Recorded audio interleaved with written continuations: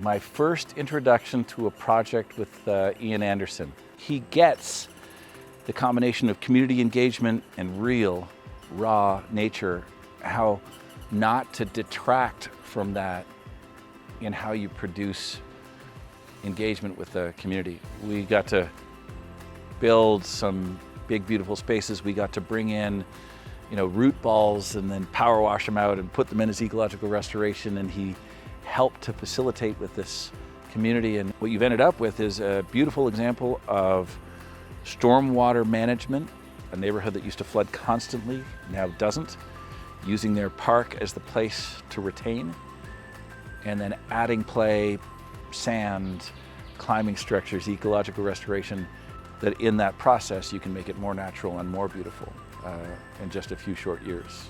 It's a beautiful place.